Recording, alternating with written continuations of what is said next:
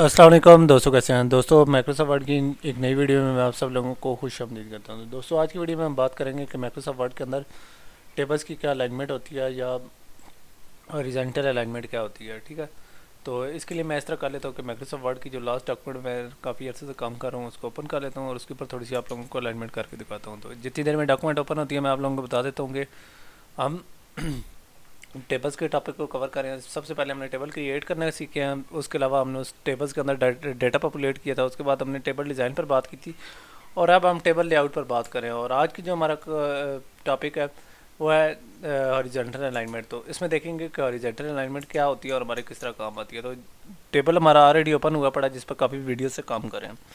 ठीक है, तो मैं इस तरह कर लेता हूँ कि सबसे पहले टेबल को सिलेक्ट करता हूँ। टेबल को सिलेक्ट करने का तरीकाकार ये है कि मैं कहीं भी क्लिक करूँगा या यहाँ क्लिक करूँ तो पूरा टेबल सिलेक्ट हो जाएगा, या टेबल में कहीं क्लिक करके लेआउट में जाकर सिलेक्ट और सिलेक्ट टेबल कर लूँगा। तो इस तरीके से हमारा पूरा टेबल सिलेक्ट हो जाएगा। तो ये आप लोगों ने देखा कि हमारा टेबल सिलेक्ट हो गया है।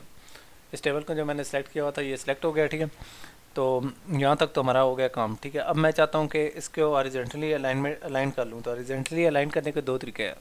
एक, इसके साथ राइट क्लिक करके टेबल की प्रॉपर्टीज़ में चला जाऊँ यहाँ से, या मैं इस तरह कर दूँ सेल साइज़ की मदद से टेबल की प्रॉपर्टीज़ में चला जाऊँ। ठीक है, यहाँ से मैं इस तरह कर सकता हूँ कि लेफ़्ट साइड पर मेरा टेबल है, सेंटर भी कर सकता हूँ, राइट भी कर सकता हूँ। तो यहाँ जो हमारी एक्सरसाइज है उसके अंदर मैं कोशिश करूँगा कि टेबल को सेंटर कर दूँ।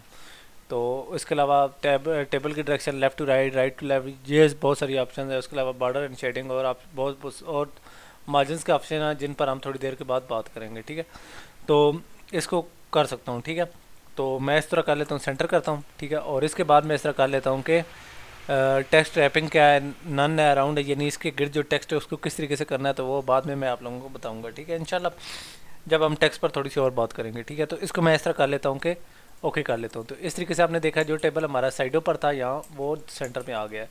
तो दोस्तों, ये हमारा एक छोटा सा कंसेप्ट था अलाइनमेंट का कि टेबल को किस तरह हॉरिजॉन्टली अलाइन करते हैं, वर्टिकली अलाइनमेंट तो और डिफरेंट चीज़ है। तो इस सारे का मकसद यही था कि मैं आप लोगों को सिखाऊं कि हम किस तरीके से अपने टेक्स्ट को अलाइन करते हैं। तो उम्मीद करता हूँ आप लोगों को ये वीडियो पसंद आई होगी। तो इंशाल्लाह नेक्स्ट वीडियो में मिलता है, तब तक के लिए इजाज़त दीजिए। अल्लाह हाफ़िज़।